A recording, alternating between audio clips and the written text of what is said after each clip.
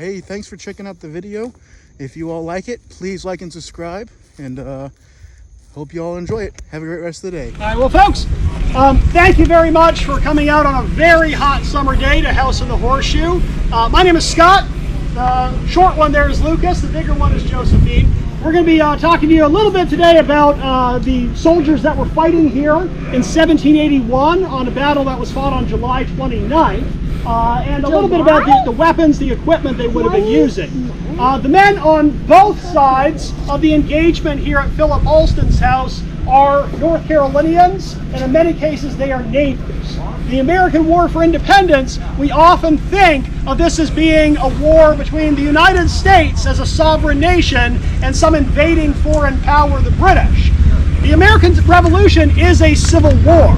Everyone living in this nation in 1775 when the war breaks out is a British citizen, is a British colonist. They have a decade and a half by that point of differences with the mother country over things like representation in government and just how their rights as British people should be enforced and respected. And that's led to a lot of protest, a lot of violence. That violence had been met by government oppression, by military force, and that spurred things into an all-out rebellion that turned into a war to create a new country. Several years after that war started, here in 1781, we see the Civil War nature of this really coming to the fore. British Army soldiers, actual redcoats, have passed through North Carolina months ago, back in February and March. There was a large army under General Cornwallis that came up from South Carolina, moved through Charlotte, Salisbury, fought a big battle where Greensboro is today at Guilford Courthouse, and by April had made their way all the way back to the British port of Wilmington. By July, there's no redcoats in this colony to speak of. Most of the British Army has moved up into Virginia with the goal of destroying the American way of producing manufactured goods for war up there. So they've taken the war up north. In the vacuum, in the wake of the British Army leaving, the fact that they've been here, the Army itself has stirred up a lot of people in North Carolina who for several years have been trying to live their lives while remaining loyal to the crown, loyal to the rightful government. Loyalists are no different than their neighbors in their occupations and their wealth. They have different political feelings. And as we see the chaos descending on this countryside, there are armed groups of loyalist men getting together, fighting to protect their families and taking out retribution on some of their neighbors who they have grievances with, who in many cases have been oppressing them for several years because of their political beliefs. The Whigs, the people on the other side, the people we might call patriots today, although the loyalists think of themselves as patriots, but the American Whigs are doing the very same thing. They're using the cover of this war as a way to take out retribution on their neighbors. It is a very bloody interscene warfare going on here. We have people that aren't under any government jurisdiction, really, just taking revenge on each other, burning their houses, killing each other's families. It's incredibly brutal.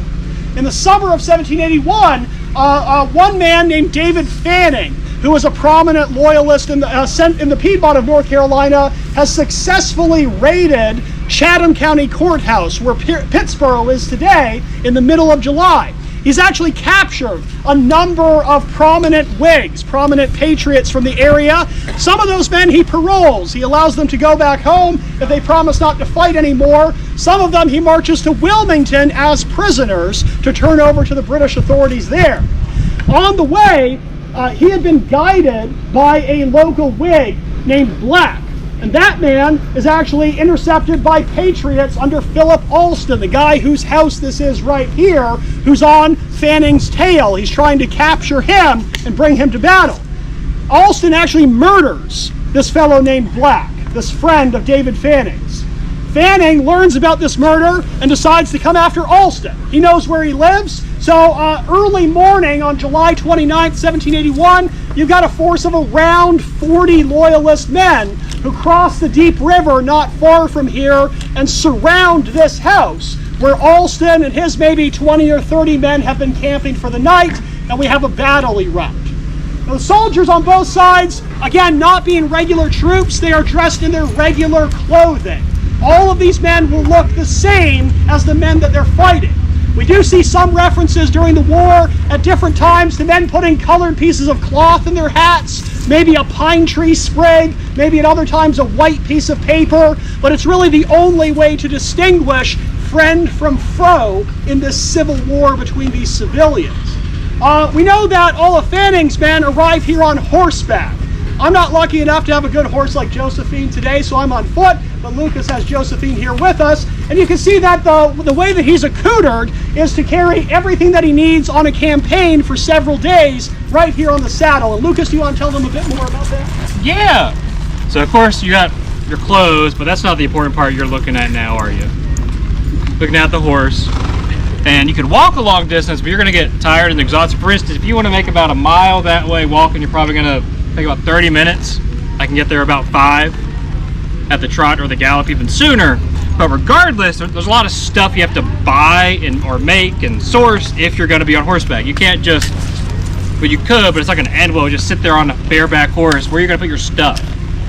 You got to have a saddle to do that. Now this saddle in particular is more of a German style saddle that you would probably see here in North Carolina, especially from Friedberg, Bethania, Salem, Bethabara, all those portions where the Moravian culture is. And the only key indicator is the skirts are really squared off. You can kind of see a little bit of that. I know I have a saddle housing on the back here that is just a fancy piece of cloth to keep my portmanteau, this little linen thing, if y'all can see, I'll turn around as you can look, but keep that from rubbing against the horse. There's also a little cushion called a pillion under there to keep it, again, off the back of the horse. Now, initially they're developed as a male pillion for male. It's a bit larger to hold packages and letters and whatnot on behind the saddle for long distances. By the middle of the 18th century, though, they really conformed to just a way to keep your crupper in, keep that in line, and just keep stuff off the back of the horse in general, because you don't want pressure behind you. You want to have it centered where I'm sitting now, where my seat is. Now the saddle as well, it's got a lot of attachment points for stuff to tie onto it. There's 3 straps here to hold my portmanteau behind me. That has all my personal clothes, an extra waistcoat, maybe a coat, socks, shoes, shoe brushes, just general items like that. Your personal items go inside of there. On top of that, it's going to be your cloak or an overcoat, depending on what you've got. That's your rain gear. If it rains, undo those top straps, pull that cloak over, pull that overcoat out, put it on you. There you go. Now my blanket, I'm sitting on it. It's underneath me. It's a saddle blanket. That's your blanket. Otherwise, you just have too much stuff. Now you've got a grain bag up here in front to have enough grain for a couple days for the horse as well, along with any extra things that you might need to get to quickly that can't fit any pockets that you have. I have one that's got a hoof pick in it. Your curry comb, brush, sponge, an extra bowl, a plate, or a spoon if you want to eat quickly. They're inside with the grain. It's fine. You'll eat it. Horse will eat it. It's good. You want a bowl for the horse? Your hat. Put the water in there. Put it in the horse's mouth. It's going to hold water. It's shellacked. It's going to keep you dry relatively. Flip the brim down, get you some shade off. You're good to go. And this particular setup here, you've got, it's more of a civilian rig with a military bridle, which is what you see in front. It's got a noseband to basically keep the horse from flailing around, keep the bridle on there successfully. It's a double rein setup. All that means is your main directional rein is the one in the back. The one in the front, that's listen. Ideally, you're never going to use that because that's a really harsh bit when you're pulling that rein down. Now, all throughout history with riding and whatnot, people personalize their stuff. They've got all kinds of ways they're riding, what they're carrying. It's all different based on the person and the horse, especially the horse. In the British military, you see a running martingale being developed through a breast collar. Now that breast collar, it's going to go basically in front of the horse and buckling to the saddle. And there's a little thing like you see that I have with this loop here with those rings on the front. Your reins go through there to keep the horse's head from going too far up and just keep them under control and stay calm. In addition to that, those breast collars, which I'm a militiaman, so I don't have pistols or pommel holsters. Your pommel holsters, they sit on the front and they attach to the breast collar, keeping them away from your legs so they're not going to hit you. Also, what will be on the right-hand side, instead of carrying a long fowling piece like this for civilian hunting, You've got militarized carbines that are shorter, a lot shorter, that are going to come on a shoulder carriage that's going to go over your shoulder, it's going to connect to a sling bar. When you don't have it slung like that, you got a bucket also attached to the breast collar, so everything is out of the way so you're unencumbered. When you're on horseback, you want to have as little stuff hitting you as possible so you can move around. The horse moves, you got to be able to move your seat, move back and forth, get up and down as quickly as possible.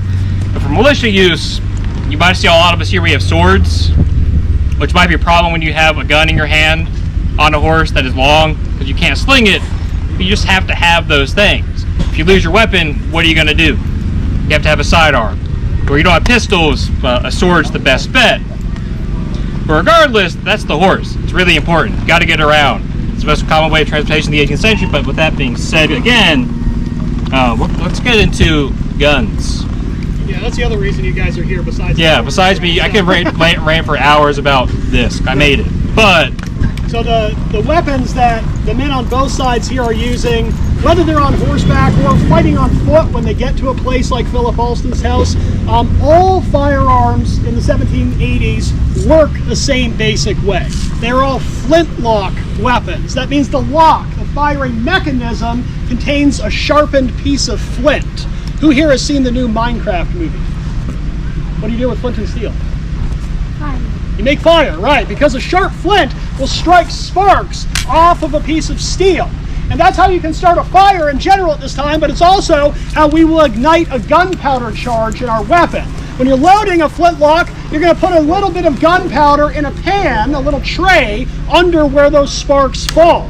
The rest of your gunpowder and your projectile, your actual bullet, are going to go inside the barrel, the big metal tube.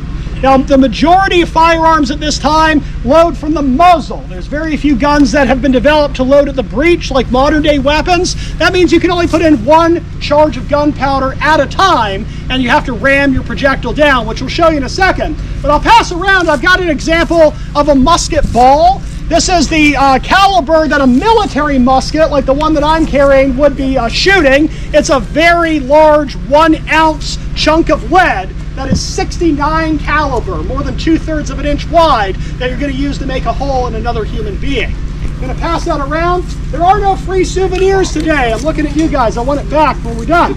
So you need your gunpowder, you need a projectile, you need a bullet. All of those for military use are generally carried in the form of cartridges.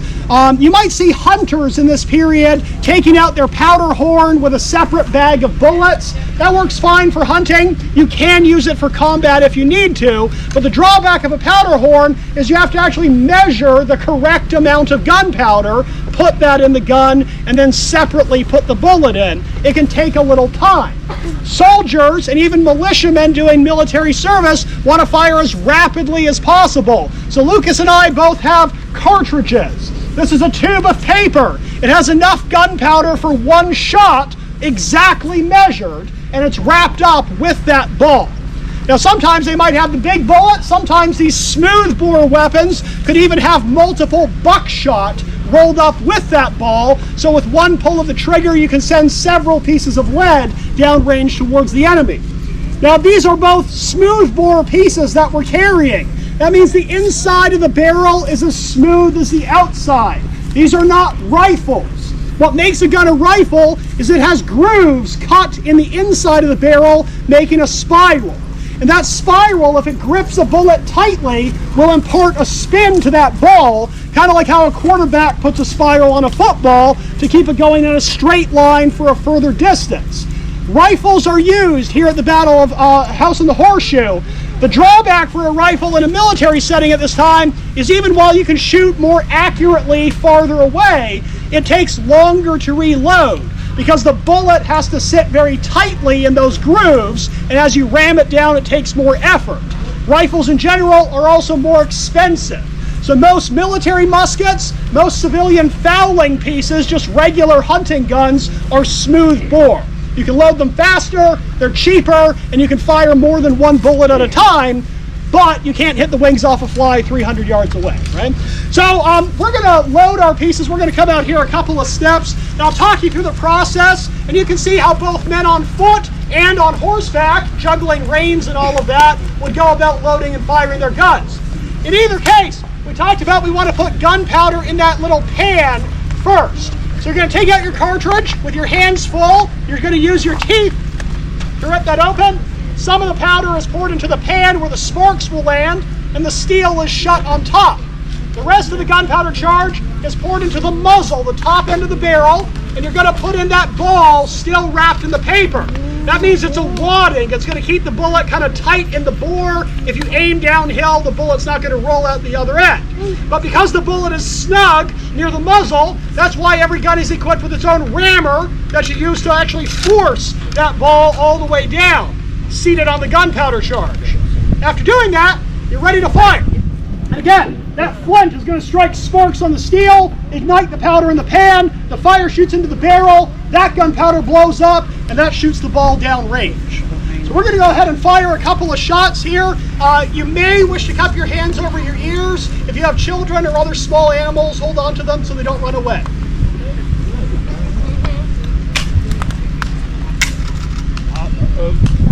All that build-up for nothing. While Lucas is reloading, let me tell you what's happened here. So these guns are not foolproof.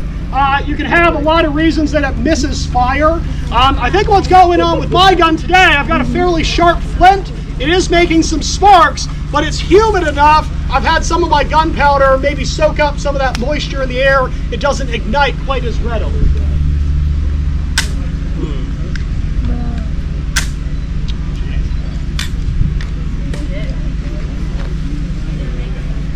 I need to close my ears first.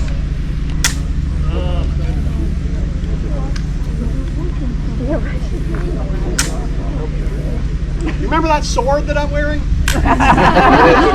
That's a good thing to have. Let's see if Lucas can shoot again. Gee. Nope.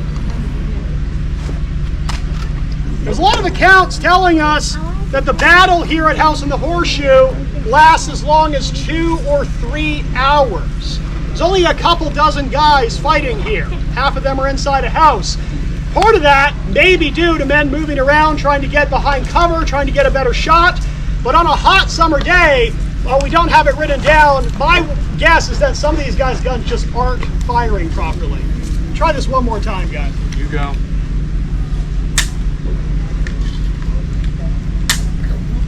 Human. Yeah.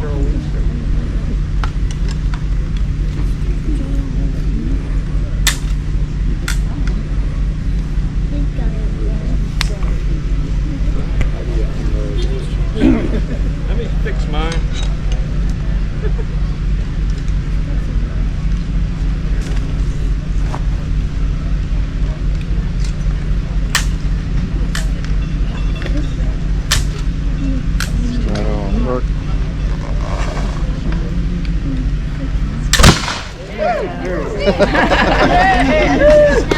I promise they usually work better than that. Whoa, look at that. Guys, hopefully that just teaches you a little bit about how the firearms work or don't that are being used here in 1781, and about the men that are fighting here and how they're getting to this battlefield.